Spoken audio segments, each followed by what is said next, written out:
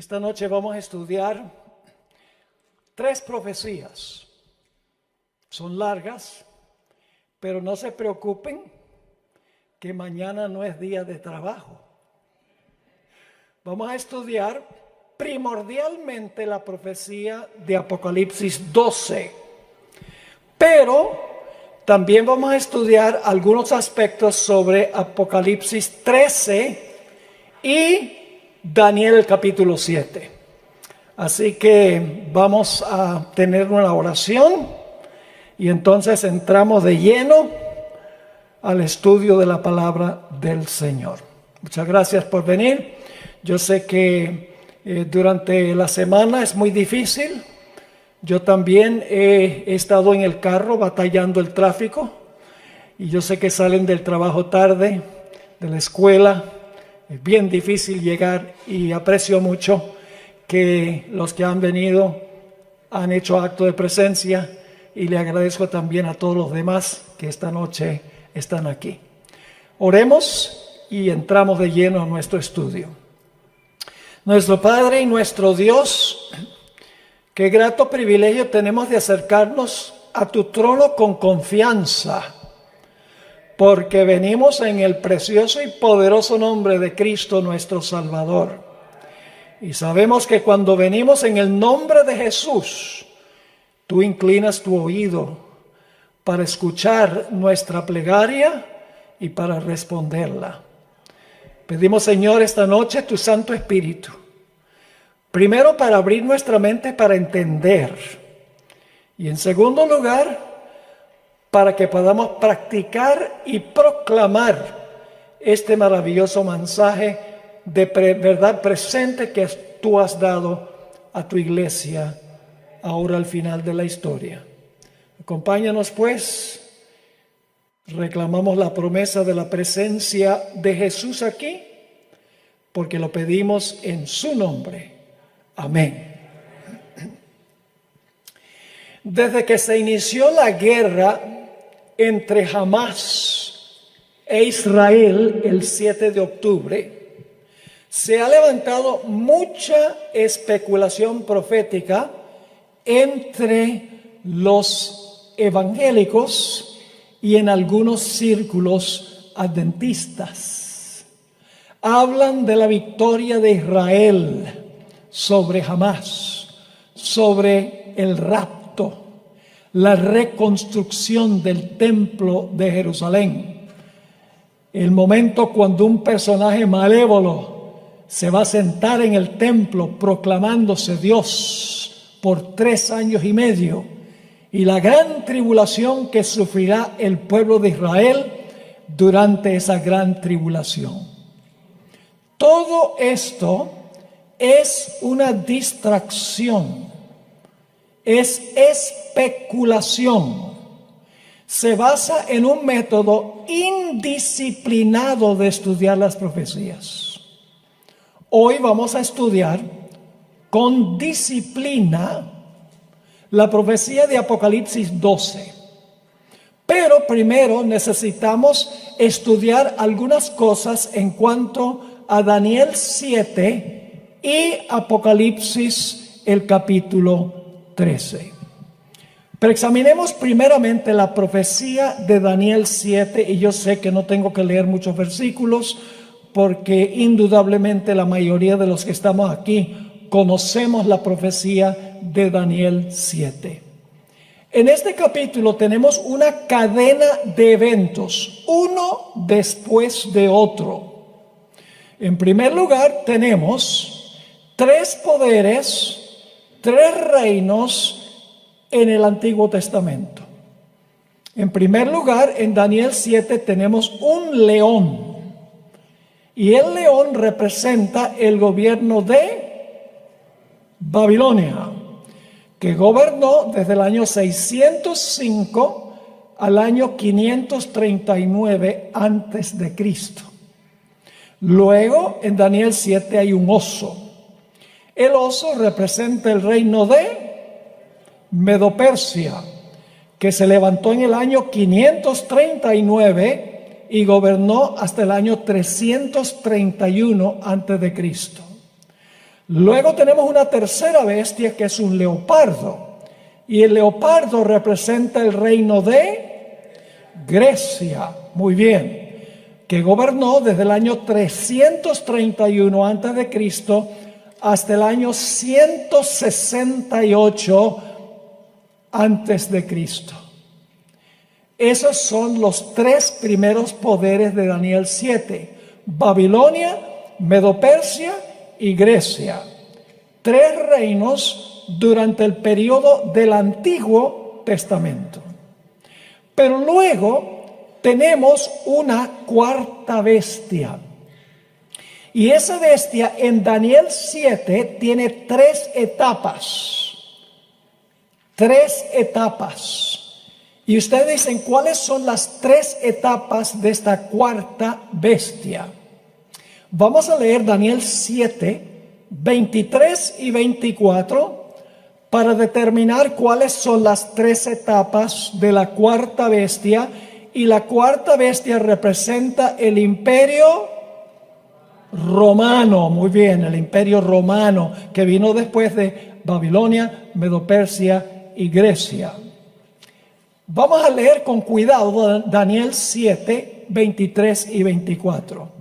Dijo así: la cuarta bestia será un cuarto reino en la tierra. Así que la cuarta bestia, que es una bestia espantosa y terrible, en realidad es un dragón, aunque no es la palabra que usa Daniel 7, representa el imperio romano. Así que dice: la cuarta bestia será un cuarto reino en la tierra, el cual será diferente de todos los otros reinos, es decir, de los primeros tres, y a toda la tierra devorará, trillará y despedazará. Y ahora escuchen la segunda etapa de este reino. Dice: y los 10 cuernos significan que de aquel reino, ¿de cuál reino? De este cuarto reino, de aquel reino se levantarán 10 reyes o reinos. Quiero preguntarles, cuando primero se levantó esta bestia, que es en realidad un dragón, como veremos, ¿ya tenía los cuernos en la cabeza cuando se levantó la cuarta bestia? No.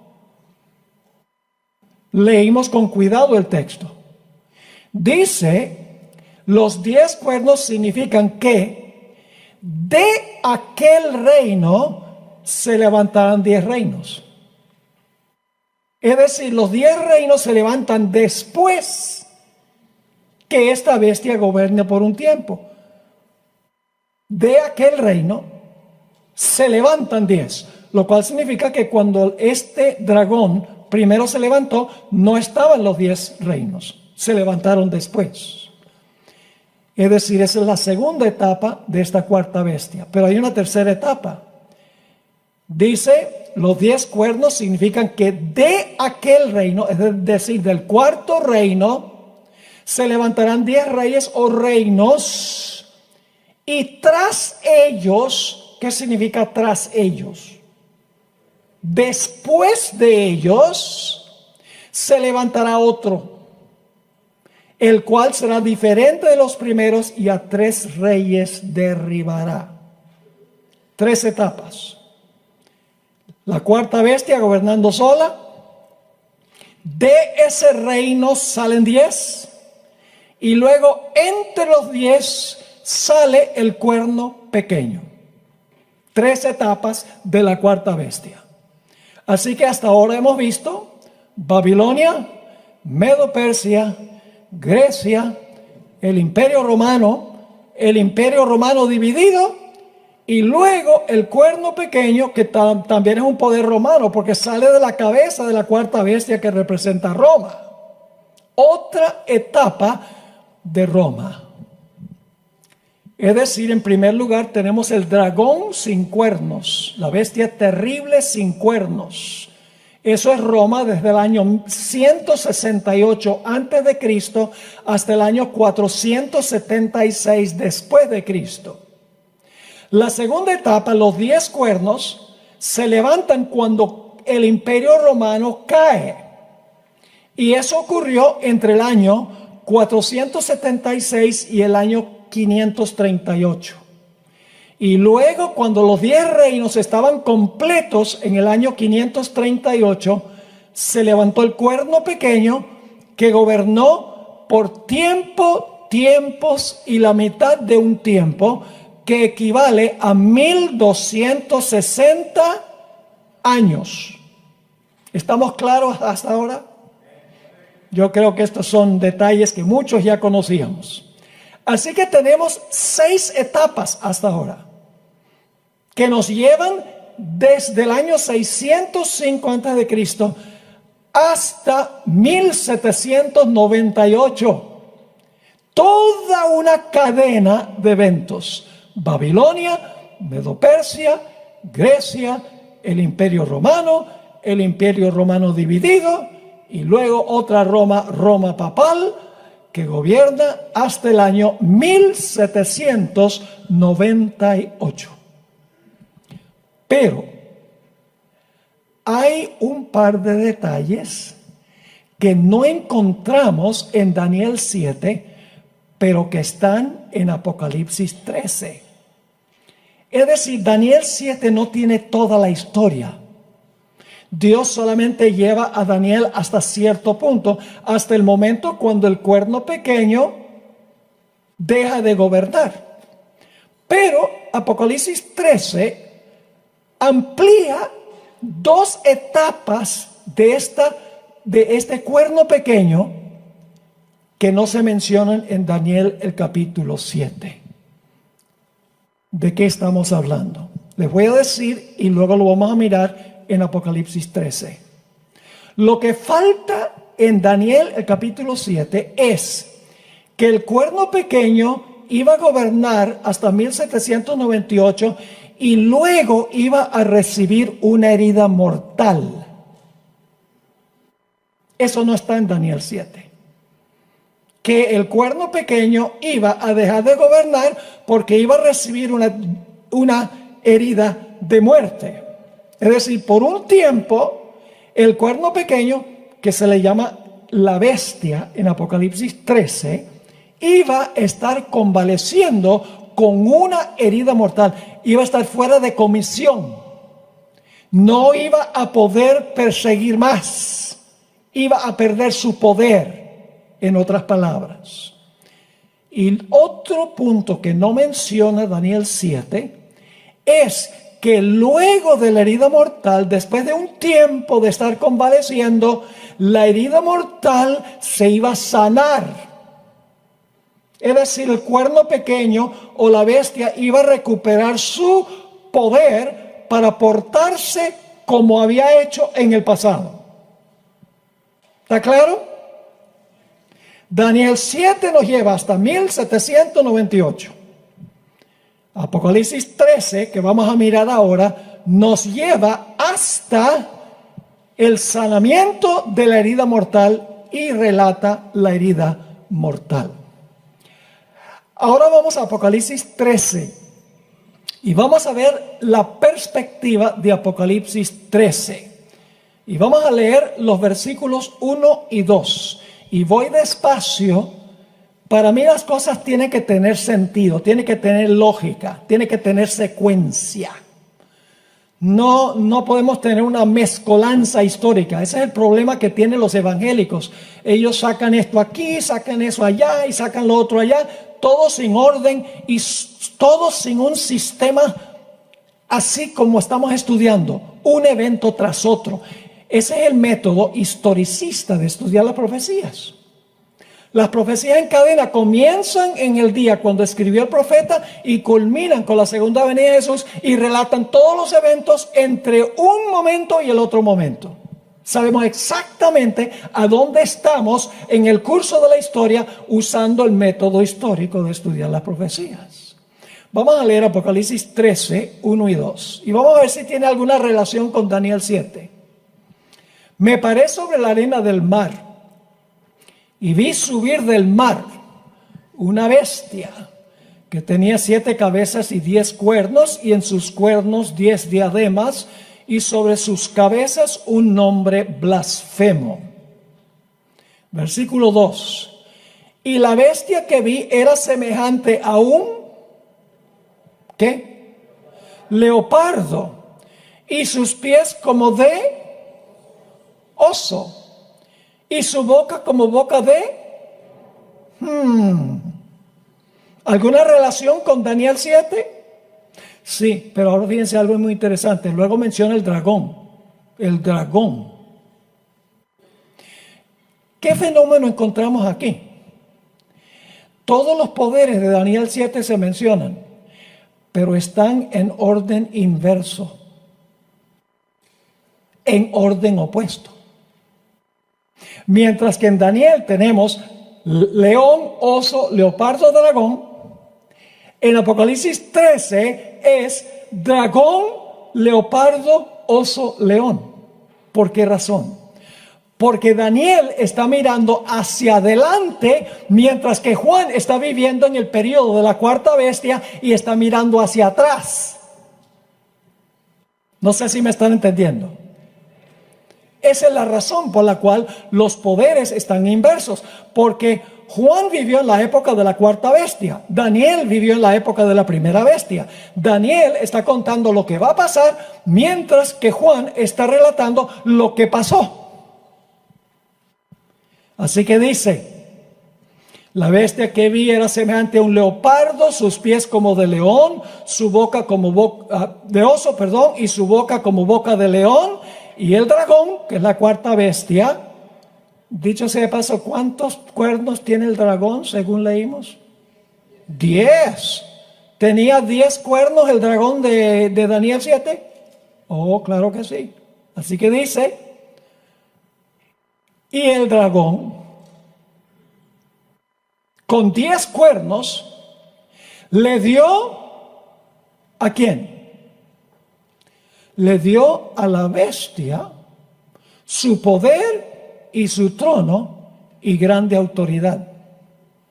¿Qué le dio la cuarta bestia a la bestia que se levantó del mar? Le dio su poder y su trono y grande autoridad. Ahora fíjense algo interesante aquí. Todos los poderes anteriores ascendieron al poder conquistando al anterior. Medo-Persia conquistó a Babilonia. Grecia conquistó a Medo-Persia. Roma conquistó a Grecia. Tuvo que pelear y luchar. Pero aquí dice que el dragón, la cuarta bestia, le da, sin tener que pelear, le dio su poder y su trono y grande autoridad. El cuerno pequeño no tuvo que pelear con la cuarta bestia para cobrar su poder. La bestia le dio, como dice aquí, su poder, su trono y grande autoridad. Así que tenemos en Apocalipsis el capítulo 13, tenemos en primer lugar un león, luego un oso, luego un leopardo, luego un dragón, o una bestia espantosa y terrible, como dice en Daniel el capítulo 7.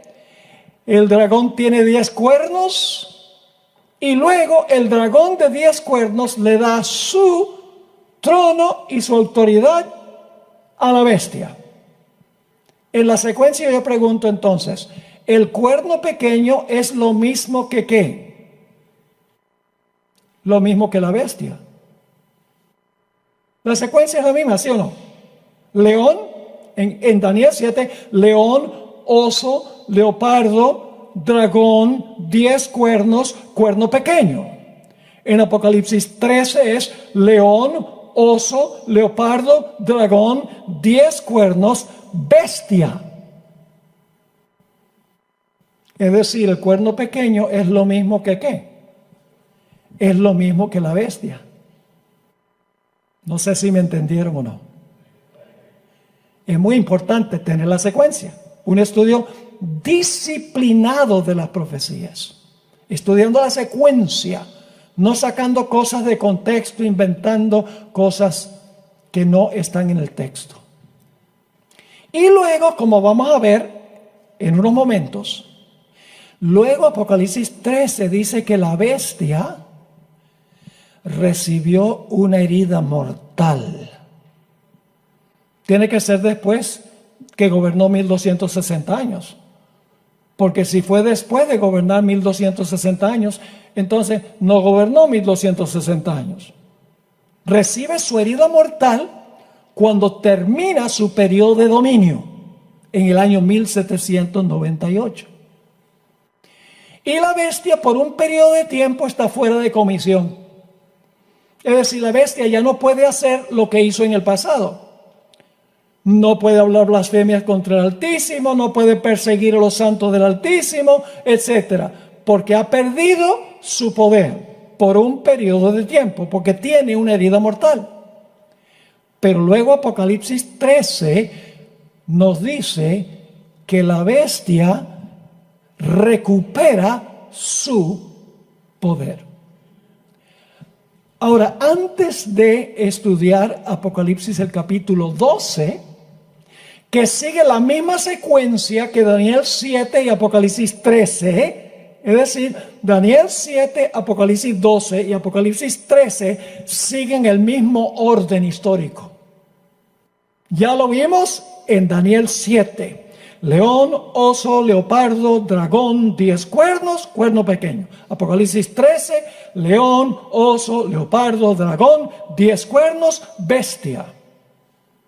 Ahora, Apocalipsis 12 sigue el mismo orden, pero no usa la misma terminología.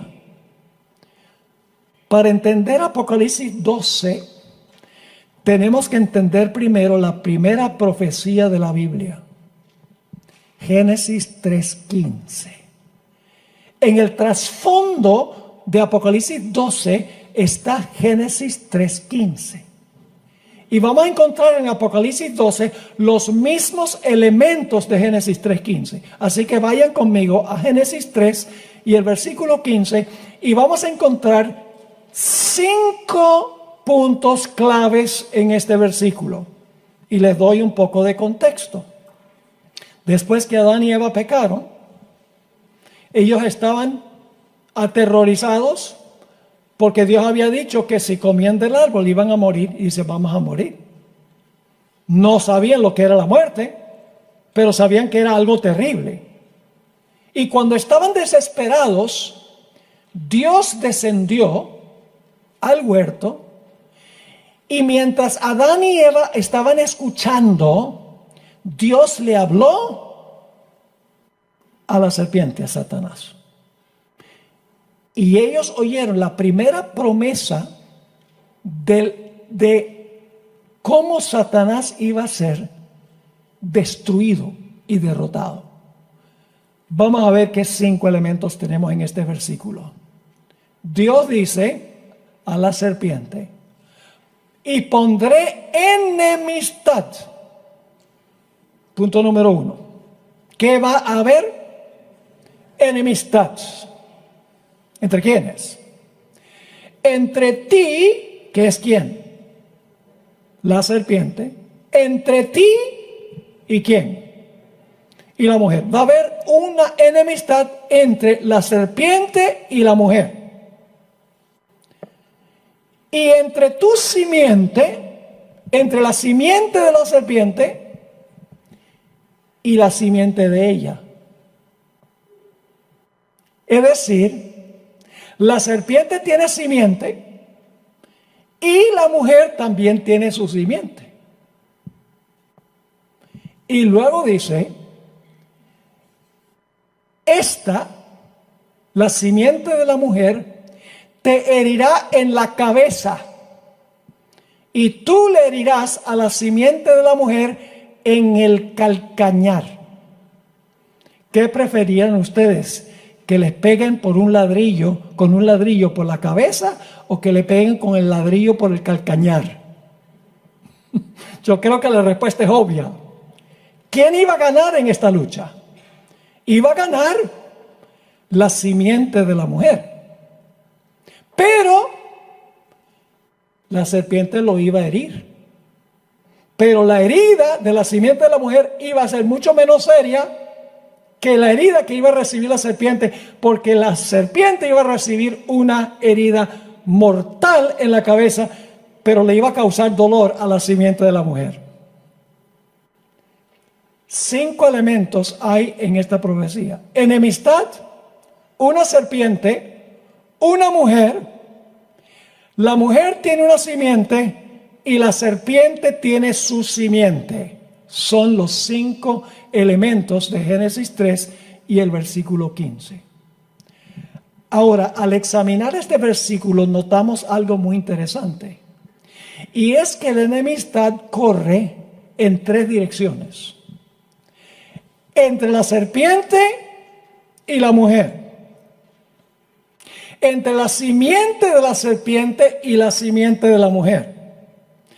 Pero la verdadera enemistad, la mayor enemistad, no es entre la serpiente y la mujer, o entre la simiente de la serpiente y la simiente de la mujer. Esa no es la mayor enemistad, porque el versículo dice: la simiente de la mujer te aplastará la cabeza, y tú le herirás a la simiente de la mujer en el calcañar. La verdadera enemistad es entre la serpiente y la simiente de la mujer. Pero la enemistad corre en 3 direcciones: serpiente, mujer, simiente versus simiente, pero la primordial es entre serpiente y simiente de la mujer. Y claramente dice que la simiente de la mujer va a prevalecer. Ahora, con esto en mente, estamos listos para estudiar Apocalipsis 12. Sigue la misma secuencia que encontramos en Daniel 7 y Apocalipsis 13, pero tiene diferentes símbolos. Es decir, se complementan estos 3 pasajes. Vamos a Apocalipsis 12:1 y vamos a ver si en Apocalipsis 12 aparecen todos los 5 elementos. ¿Cuáles son los elementos? Una serpiente, una mujer, enemistad, la simiente de la mujer y la simiente de la serpiente. Empecemos en Apocalipsis 12 y el versículo 1. Apareció en el cielo una gran señal. Hay una mujer aquí en Apocalipsis 12. Una mujer. ¿Qué representa a la mujer? ¿Qué simboliza una mujer? La iglesia. ¿Esta es una iglesia pura o una iglesia impura? Es pura porque está vestida del sol y tiene la luna debajo de sus pies. Representa la iglesia fiel. Apareció una señal en el cielo, una mujer vestida del sol con la luna debajo de sus pies y sobre su cabeza una corona de 12 estrellas. ¿Y en qué condición está la mujer? La mujer está por tener a una simiente. ¿Están conmigo o no? Porque está embarazada. Noten el versículo 2.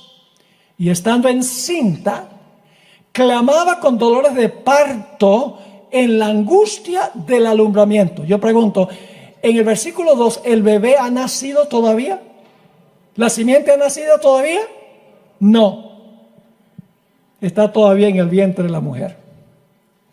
Ahora yo les voy a hacer una pregunta tonta para recalcar un punto. ¿Quién existe primero, la mujer o la simiente? Pastor, ¿qué pregunta tonta esa? Es como decir, ¿qué existe primero, la madre o el hijo? Escuchen bien. Esta mujer representa la iglesia del Antiguo Testamento, antes de Cristo nacer. Porque la mujer existe antes de la simiente. Esta mujer representa la iglesia durante el periodo de Babilonia, Medo-Persia y Grecia, porque Jesús ahora nace durante el imperio romano. No sé si me están entendiendo. Estoy andando despacio. para que podamos entender bien esta profecía. Esta mujer sabemos que representa a la iglesia del Antiguo Testamento. ¿Saben por qué? Porque tiene una corona de 12 estrellas y los fundadores de la iglesia del Antiguo Testamento fueron los 12 hijos de Jacob. Y la iglesia del Nuevo Testamento fue establecida por los 12 apóstoles. Es decir, esta mujer, como tiene una corona de 12 estrellas, significa que es la iglesia del Antiguo Testamento que se originó con los 12 patriarcas, con los 12 hijos de Jacob. ¿Vamos bien o no? Ok, muy bien. El bebé no ha nacido en los versículos 1 y 2. ¿Qué está haciendo la mujer? Está clamando con dolores de ¿qué? Con dolores de parto. ¿Saben que hay otra historia que tenemos que incluir aquí? Solo lo voy a mencionar de paso. Tenemos que incluir la historia del éxodo de Israel de Egipto. ¿Qué estaba haciendo el pueblo cuando era esclavo en Egipto? Pueden leerlo en el capítulo 2. Dice que clamaban y lloraban a Dios para que viniera un libertador. ¿Y quién estaba esperando al libertador que iba a venir? Oh, Faraón. ¿Saben qué nombre se le da a Faraón en Ezequiel 29:3? Se le llama el gran dragón. Estaba esperando que naciera Moisés, el libertador, porque el pueblo estaba clamando por liberación. La iglesia de la época estaba clamando por liberación. Y el dragón dio un decreto de matar a todos los niños. ¿Tiene alguna conexión con la historia del Nuevo Testamento? Oh, claro que sí. Esto es tipología. Lo que ocurrió es una sombra de lo que va a ocurrir. Así que el pueblo está clamando. Satanás dicho sea de paso, Faraón no es el gran dragón es Satanás, y la simiente del gran dragón o de la serpiente es Faraón. Porque Satanás obra desde el mundo invisible. ¿Me están entendiendo o no? Ahora fíjense, la profecía de Apocalipsis 12 entonces comienza en el Antiguo Testamento, con la iglesia del Antiguo Testamento que existe antes que exista Cristo Jesús, antes que nazca Cristo Jesús. Es decir, hemos encontrado hasta ahora una mujer y una simiente de la mujer. Ahora vamos a Apocalipsis 12:3. ¿Quién está esperando a la simiente de la mujer? ¿Quién está enemistado con la simiente de la mujer? ¡Oh, el dragón! ¿Alguna conexión con Génesis 3:15? Claro que sí. ¿Saben que hay muchos cristianos que dicen, ustedes los adventistas son cristianos del Antiguo Testamento, nosotros somos del Nuevo? Usted no puede entender el Nuevo sin el Antiguo, ni puede entender el Antiguo sin el Nuevo. Nosotros somos cristianos de la Biblia, no de un testamento o de otro testamento. Uno de los grandes problemas que tienen los evangélicos en su interpretación de las profecías es que ellos rechazan el panorama del Antiguo Testamento.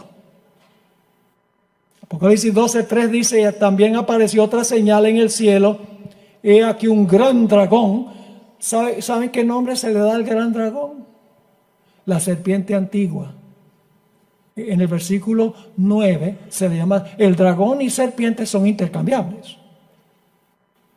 Eso también conecta con Génesis 3:15. El dragón es la serpiente antigua. Así que dice, he aquí un gran dragón escarlata que tenía 7 cabezas. ¿Y cuántos cuernos? ¡Oh! ¿Encontramos eso en Daniel 7? ¿Un dragón con 10 cuernos? Sí. ¿Y los 10 cuernos se levantan después? Lo tenemos en Apocalipsis 13, un gran dragón también con 10 cuernos. Y aquí tenemos el mismo dragón con 10 cuernos. Es Roma.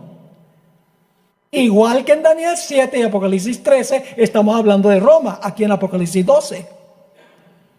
Así que dice, un gran dragón, escarlata, que tenía 7 cabezas y 10 cuernos, y en sus cabezas 7 diademas. Ojalá tuviéramos tiempo de interpretar todos los símbolos, pero lo que me interesa a mí es que ahora nos demos cuenta de la secuencia, no de todos los símbolos, porque cada símbolo es importante y explica algún aspecto histórico.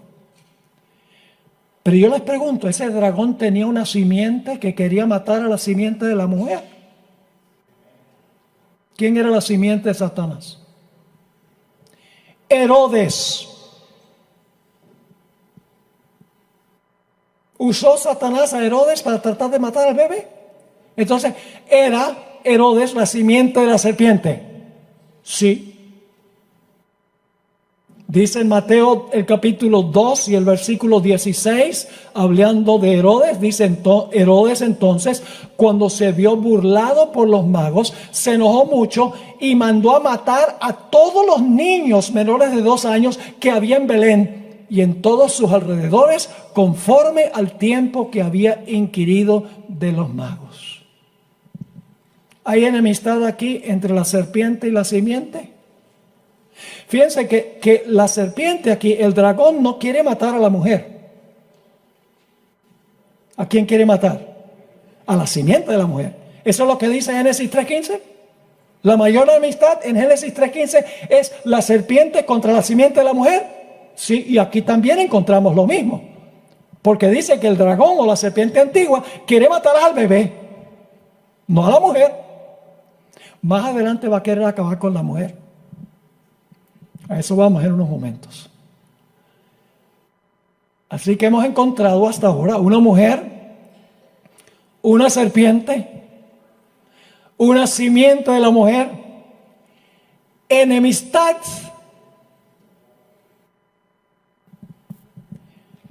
Y ahora quiero que noten Apocalipsis 12 y el versículo 4.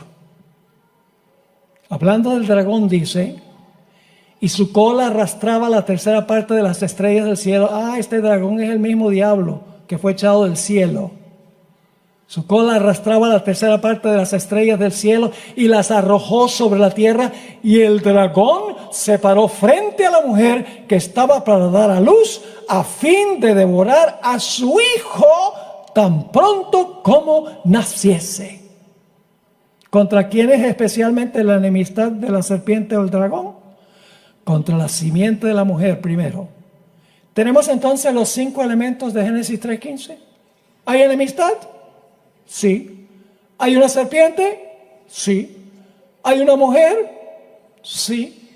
¿Hay una simiente de la mujer? Sí. ¿Hay una simiente de la serpiente? También sí. ¿Quién ganó?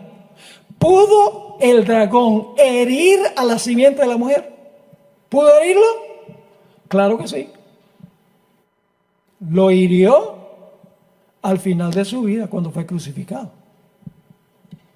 Pero Jesús resucitó. Es decir, la simiente de la mujer ganó. ¿Y cómo sabemos eso? Vamos a leer el versículo 5. Ella dio a luz un hijo varón. Dicho sea de paso, no conozco ningún hijo que no sea varón.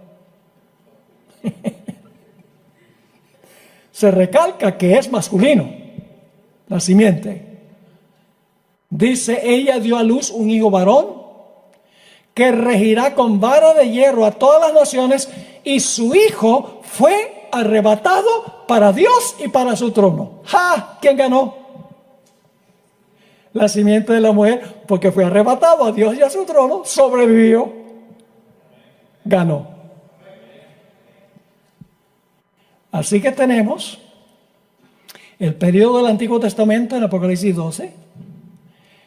No dice león, oso, leopardo, pero la mujer en la iglesia del Antiguo Testamento, porque la simiente no ha nacido todavía. Y luego tenemos la cuarta bestia. Apocalipsis 12 comienza con la cuarta bestia. Y solamente menciona de paso que el Antiguo Testamento representa a la mujer. Y entonces Jesús nace durante el periodo del Imperio Romano. ¿Cuál sería la siguiente etapa? ¿Le parecen los 10 cuernos? Este dragón, ¿cuántos cuernos tiene? Tiene 10. Ahora, quiero explicarles algo. Esto es muy importante. La gente dice, sí, pero cuando se muestra el dragón en Apocalipsis, el capítulo 12, dice que ya tiene los 10 cuernos. No dice que los cuernos se levantaron después que la cuarta bestia gobernó por un tiempo. Y es cierto. Pero tenemos que comparar Apocalipsis 12 y 13 con Daniel 7. Daniel 7 sí da la secuencia. Daniel 7 dice que primero es la cuarta bestia, luego se levantan los 10 y luego entonces se levanta el cuerno pequeño. Así que tenemos que interpretar Apocalipsis 12 y 13 a la luz de la secuencia que da el libro de Daniel. Tenemos que comparar un texto con otro texto. Es como, por ejemplo, les doy otro ejemplo de esto, donde se presenta el dragón con los 10 cuernos como si se hubieran levantado al mismo tiempo. Les doy un ejemplo de cómo sucede esto en otra parte. En Daniel capítulo 7 dice que el leopardo tiene 10 cabezas, tiene 4 cabezas. El leopardo tiene 4 cabezas. Cuando se levanta. En ninguna parte allí dice que primero gobierna el leopardo y después entonces le salen las 4 cabezas. Cuando se levanta el leopardo ya tiene las 4 cabezas. Pero si ustedes comparan Daniel capítulo 8, dice que hay una secuencia. Y Daniel 8 ya no es un leopardo que representa esa nación, sino un macho cabrío. Se levanta un macho cabrío y tiene un cuerno, que es el primer rey Alejandro Magno. Y luego dice que el cuerno es quebrado y le salen 4. Claramente, los 4 cuernos representan lo mismo que las 4 cabezas. Pero Daniel 8 nos explica que las 4 cabezas se levantan después que ha gobernado el reino por un tiempo. ¿Me están entendiendo o no? Así que tenemos el dragón y luego tenemos los 10 cuernos del dragón. ¿Cuál sería el próximo poder que esperaríamos?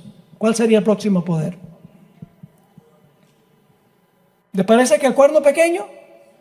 ¿El periodo del cuerno pequeño les parece razonable? Sí. Porque ya vimos, Antiguo Testamento, Babilonia, Medo-Persia y Grecia. Imperio Romano, cuando nace el niño. Luego le salen 10 cuando comparamos Daniel capítulo 7, 23 y 24. El siguiente poder tiene que ser el cuerno pequeño o la bestia. Vamos al versículo 6 de Apocalipsis, el capítulo 12. Esto es inmediatamente después que la simiente de la mujer es arrebatado a Dios y a su trono. Y la mujer huyó al desierto. Ahora, ¿contra quién se va a lanzar? ¿El dragón o la serpiente? No pudo con la simiente de la mujer, así que dice, me voy tras la mujer. También eso está en Génesis 3:15. La enemistad es entre la serpiente y la mujer también, pero primero con la simiente de la mujer. Pero ahora dice, perdí a la simiente, ahora me voy a lanzar contra la mujer que trajo al mundo la serpiente, la simiente. Así que dice, la mujer huyó al desierto. Ahora quiero que recuerden estos detalles. Donde tiene lugar preparado por Dios para que allí la sustenten por 1260 días. ¿Cuáles son los elementos de este versículo? Mujer huye al desierto, a un lugar preparado por Dios, donde Dios la sustenta 1260 días. Ahora vamos al versículo 14 para ver si es paralelo. Se le dieron a la mujer las 2 alas de la gran águila para que volase de delante de la serpiente ¿A dónde? Al desierto, a su lugar, donde es sustentada. Los mismos elementos del versículo 6, ¿sí o no? Los mismitos. Porque hay una mujer, dice, huye al desierto, a su lugar, donde es sustentada, pero el periodo de tiempo se explica con diferente terminología. Mientras que en el versículo 6 dice que la mujer huyó por 1260 días, que son años. El versículo 14 dice, donde es sustentada por un tiempo, tiempos y la mitad de un tiempo. La misma expresión de Daniel 7, del cuerno pequeño. ¿Estamos siguiendo la misma secuencia? ¿Sí o no? La misma. Daniel 7, Apocalipsis 12 y Apocalipsis 13 son paralelos y se deben interpretar en forma histórica, un evento tras otro en sucesión sin interrupción. Pero ahora quiero que noten algo muy interesante. El versículo 15 amplía lo que pasa cuando la mujer huye. Y la serpiente arrojó de su boca tras la mujer agua como un río para que fuese arrastrada por el río. Esto está hablando de lo que ocurrió durante los 1260 años, durante tiempo, la mitad de un tiempo. ¿Qué fue lo que hizo el dragón o la serpiente? Escupió de su boca aguas como un río con el fin de ahogar a la mujer. ¿Qué representan las aguas? Muchedumbres, naciones, lenguas y pueblos. Satanás sigue usando instrumentos, sigue usando su simiente. Usó a las naciones, lenguas y pueblos de Europa persiguiendo a la mujer con el fin de ahogarla, de matarla.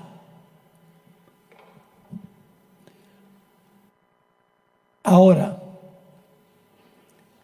cuando la mujer está huyendo y el dragón está escupiendo sus muchedumbres y gentes tratando de ahogar a la mujer, que es la persecución durante los 1260 años, algo viene al rescate de la mujer.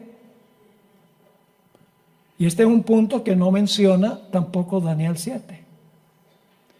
Dice en el versículo 16, pero la tierra ayudó a la mujer. ¿Qué pasa cuando la mujer está siendo perseguida? Cuando Satanás está usando multitudes, lenguas y naciones para ahogar y matar a la mujer. ¿Quién viene al rescate para ayudar a la mujer? La tierra. La tierra ayudó a la mujer. ¿Y cómo lo hizo? Pues la tierra abrió su boca, todo esto es simbólico, y tragó el río que el dragón había echado de su boca. Es decir, la persecución cesa. ¿Qué representa aquí la tierra? Es la pregunta clave. ¿Qué representa la tierra? La tierra representa el territorio de los Estados Unidos. No los Estados Unidos. El territorio geográfico de los Estados Unidos. Yo pregunto, ¿a dónde huyó la mujer cuando estaba siendo perseguida en Europa? Huyó a una tierra deshabitada, lo que es ahora los Estados Unidos, la nación de los Estados Unidos. Es decir, en este momento, la tierra, cuando la tierra ayuda a la mujer, todavía no existe la nación, solo el territorio. Pronto viene Thanksgiving. ¿Saben qué conmemora Thanksgiving? El Día de Acción de Gracias. El escape de los peregrinos de Europa para venir acá para escapar a la persecución. La tierra de ayuda a la mujer significa que el territorio de los Estados Unidos le dio refugio a los que estaban siendo perseguidos en Europa, donde estaban las aguas, porque las aguas representan muchedumbre, naciones, lenguas y pueblos. Pero en los Estados Unidos, en el territorio de los Estados Unidos, no había aguas, porque era un lugar casi completamente deshabitado. Y aquí fue que hallaron refugio los peregrinos. No había todavía nación, pero había el territorio. Ahora, no se pierdan el estudio de mañana, porque más adelante se levanta una bestia de la tierra. ¿Qué representa una bestia en las profecías? Una nación o un reino. Es decir, que en la tierra que proveyó refugio, se va a levantar una bestia, es decir, se va a levantar una nación. Yo pregunto, ¿en el territorio de los Estados Unidos se levantó una nación? Sí, el país en el cual vivimos ahora. Se levantó en ese lugar escasamente poblado que le proveyó refugio a la mujer que estaba siendo perseguida por las aguas, las naciones en Europa.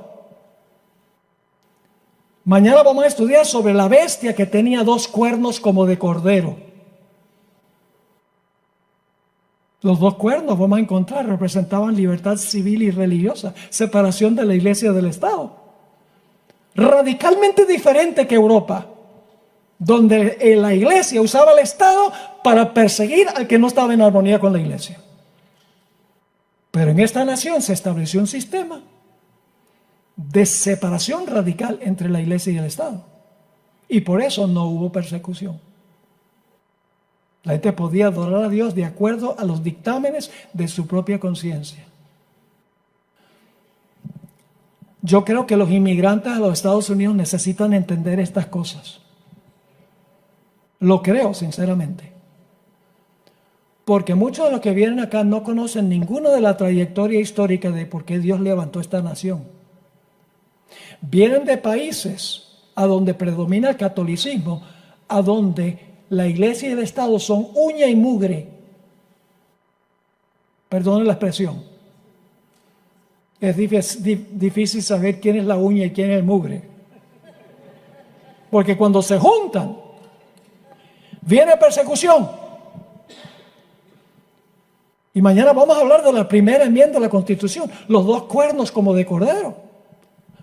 Es decir, en el territorio que le dio refugio a los que estaban siendo perseguidos por el río de muchedumbres, se levanta una nación que al principio garantiza libertad civil y religiosa.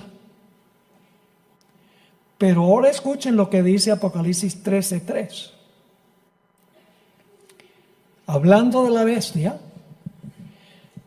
que perseguía durante 1260 años, usando a las naciones de Europa, dice que recibió una ¿qué? Versículo 3 del capítulo 13 dice: vi una de sus cabezas como herida de muerte. Y como recibe la herida mortal, y mañana vamos a hablar de la herida mortal, hay un tema completo sobre la herida mortal. La gente entiende mal lo que es la herida mortal que recibió el papado en 1798, cuando el papa fue llevado cautivo. Dicen, es la iglesia católica la que recibió la herida mortal. La iglesia católica no recibió la herida mortal. El papado recibió la herida mortal. No son igual. Yo pregunto, en 1798, cuando el Papa fue llevado cautivo, ¿los padres dejaron de llevar a sus bebés para bautizarlos en la iglesia? No. ¿Todavía la gente iba a confesarse? Sí. ¿La gente todavía iba a la comunión? Sí. La iglesia católica no desapareció. Lo que sucedió fue que Francia le quitó el poder civil. Ya no podía usar el poder civil, no podía usar el poder del Estado. Entonces, ¿cuál es el sanamiento de la herida? Cuando el papado recupera la capacidad de usar el poder del Estado, como hizo en Europa durante los 1260 años. ¿Me están entendiendo? Estoy adelantando un poco. Mañana vamos a estudiar cosas tremendas. Mañana tenemos 4 temas. Así que traigan la almohada y la cobija. No para dormir por la mañana, no. Ahora yo pregunto, Daniel 7 dice que el cuerno pequeño iba a recibir una herida mortal. No. Dice que se le iba a sanar la herida mortal, Daniel 7, al cuerno pequeño, no. Pero Apocalipsis sí lo dice. Apocalipsis 13 expande lo que dice Daniel 7. Da más luz, más información. Ahora, fíjense algo interesante aquí. Vamos a leer Apocalipsis 13:11. Después vi otra bestia que subía de la tierra, es decir, el territorio que le dio refugio a la mujer que estaba siendo perseguida. Y tenía 2 cuernos semejantes a los de un cordero, pero ahora escuchen, algo pasa aquí. Pero hablaba como un dragón. ¡Wow! ¿Cuándo va a hablar como un dragón? Cuando le devuelva el poder al poder papal. Mañana vamos a estudiar esto en detalle. Quiero nada más ahora que tengan la perspectiva, el panorama. Parece mentira que la nación que en su constitución estableció la separación de la iglesia del Estado y libertad civil y religiosa sería el poder que le iba a restaurar al papado el poder que perdió cuando recibió la herida mortal. Escuchen bien, ¿cómo se aira el dragón contra la mujer? Usando su simiente. ¿Y saben cuál va a ser la simiente de Satanás? Este país. Este país va a ser su simiente. ¿Y sabe contra quién va a guerrear? Contra la simiente de la mujer. Ahí pregunto, ¿quién es la simiente de la mujer? Esto lo estudiamos ya. ¿Quién es la simiente de la mujer? Fíjense lo que dice Apocalipsis 12:17. Entonces el dragón se llenó de ira contra la mujer, porque la tierra ayudó a la mujer. El dragón se llenó de ira contra la mujer. Así que tenemos un dragón, en el versículo 17. Tenemos enemistad, su ira. Contra la mujer, el tercer elemento. Se fue a hacer guerra. ¿Contra quién? Me gusta la traducción de la versión antigua. Contra el remanente de la simiente de ella. Ahora, ¿qué significa eso? El remanente de la simiente de ella. ¿Quién es la simiente de ella? Ya hemos visto en Apocalipsis 12 quién es la simiente de la mujer. Jesús. Entonces yo pregunto, ¿quién es, según este texto, quién es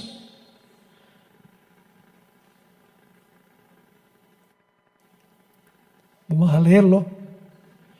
¿Quién es el remanente de la simiente de ella? Si la simiente es Cristo, es el remanente de Cristo.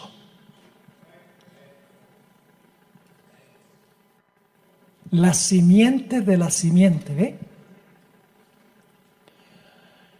Es decir, que en el trasfondo de esta profecía tenemos que estudiar Daniel 7, tenemos que estudiar Apocalipsis 13, tenemos que estudiar Génesis 3:15, tenemos que estudiar la historia del éxodo de Egipto para captar el panorama completo.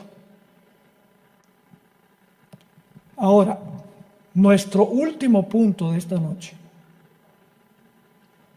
Vamos a resumir lo que dice Apocalipsis 12. ¿Hay una mujer? Sí. ¿Qué periodo representa la mujer? Antes que el bebé nazca, la iglesia del Antiguo Testamento. ¿Hay un dragón? Sí, la primera etapa del Imperio Romano. ¿Tiene 10 cuernos el dragón? ¿Se dividió el imperio en 10 reinos? Sí. ¿Tiene el dominio del cuerno pequeño por 1260 años? La misma secuencia. ¿Recibe este poder una herida mortal? ¿Queda fuera de comisión porque la tierra ayuda a la mujer? ¿Y se levanta una nación que garantiza libertad civil y religiosa? Sí. Pero se va a levantar otra vez la persecución contra la simiente de la simiente. Sí.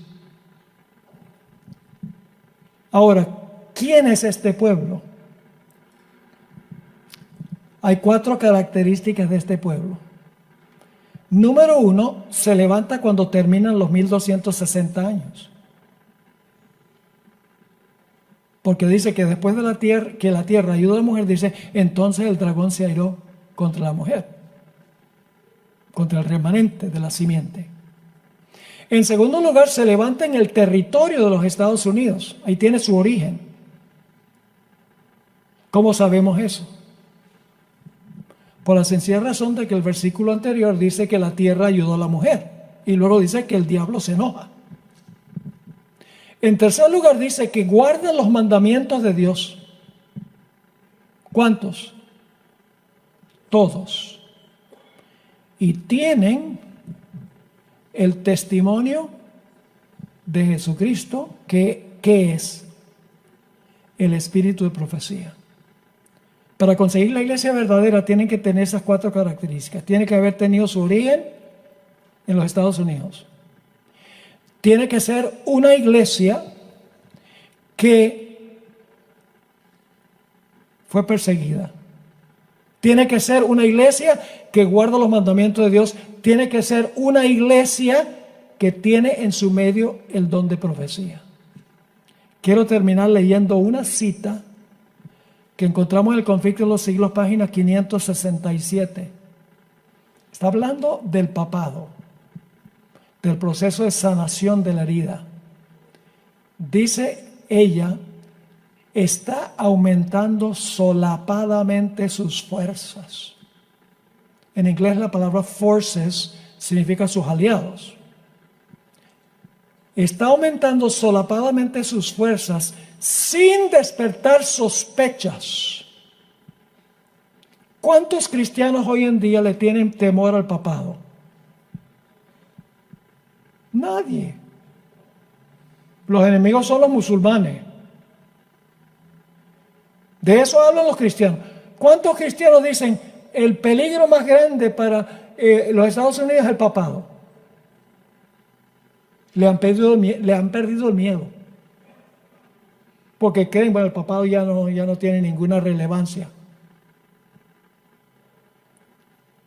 Está aumentando solapadamente sus fuerzas, sin despertar sospechas, con el fin de adelantar sus propios propósitos hasta que llegue el momento de morder. La palabra en inglés es strike, que es lo que hace una serpiente. Está usando terminología de la serpiente. Sigue diciendo, lo único que desea el papado es ganarse un terreno ventajoso. Y ya se le está concediendo. Pronto veremos y sentiremos cuál es el propósito del elemento romano. El elemento romano es el uso del poder civil, de la espada del poder civil, para perseguir a los que no están de acuerdo con la iglesia. Así que dice, pronto veremos y sentiremos cuál es el propósito del elemento romano. Cualquiera que crea y obedezca la palabra de Dios incurrirá reproche y persecución. Así que, hermanos y hermanas, ¿entendieron lo que estudiamos? ¿Les quedó claro? Traté de ir lo más despacio posible para que pudiéramos entender. Ahora que tenemos esta secuencia clara, ya vamos mañana mucho más fácil entender lo que vamos a estudiar, porque mañana vamos a dedicar un tema para hablar de la bestia con cuernos de cordero. Voy a comprobar que es los Estados Unidos. Vamos a tomar un tema completo para hablar de la herida mortal y del sanamiento de la herida mortal, apelando a la historia y apelando a la Biblia. Y luego vamos a hablar de la gran crisis final que le espera al pueblo de Dios. ¿Cuántas iglesias en el mundo conocen lo que estudiamos esta noche? Fuera de la iglesia adventista, ¿cuántos conocen este mensaje? Ninguna otra iglesia interpreta las profecías de esta manera, de una manera sistemática, ordenada, disciplinada. Entonces, ¿cómo van a saber ellos quiénes van a ser los enemigos del remanente al final de la historia? Todos están mirando ¿hacia dónde? Hacia Israel. Ay, que se va a reconstruir el templo, se va a sentar una persona bien malévola allá, que es el anticristo, va a perseguir a los judíos, pero la iglesia se habrá ido en el rapto. Entonces, esos son los enemigos, de eso tenemos que cuidarnos. Y mientras tanto, los enemigos crecen en Roma y los Estados Unidos y nadie lo ve porque están mirando a donde no es. ¿Quién les va a contar dónde es el conflicto y sobre qué tiene que ver el conflicto? Tenemos que estudiar y predicar las profecías, que no es popular ni siquiera en la iglesia adventista hoy. No, predica del amor de Jesús. Amén. Estamos hablando del amor de Jesús, porque Jesús no quiere que nosotros estemos del lado equivocado. El amor no es algo así como una emoción, un sentimiento. Ay, sí. No. El amor es disciplinado. Tenemos que regresar otra vez, hermanos y hermanas, a nuestras raíces que son proféticas. Nuestros pioneros tenían clara la interpretación de las profecías. La sierva de Dios dice que la iglesia adventista existe solo con un propósito: proclamar los mensajes de los 3 ángeles. Y dice que si la iglesia no hace eso, no tiene razón de existir. ¿Cuántas iglesias en el mundo conocen ustedes que dicen: nuestra misión es predicar los mensajes de los 3 ángeles al mundo? ¿Cuántas iglesias conocen ustedes que dicen que esa es la razón de su existencia? Ninguna. Solo esta. Así que nos incumbe estudiar las profecías y proclamarlas, porque queremos que la gente entienda lo que realmente va a suceder, que el conflicto tiene que ver con la ley de Dios. El conflicto tiene que ver con la adoración a Dios y guardar su santo sábado como señal de adoración a Dios. No es jamás contra los judíos. Eso no tiene nada de espiritual. No tiene nada que ver con adoración, con los mandamientos de Dios. Los motivos de la guerra final son espirituales, no son materiales.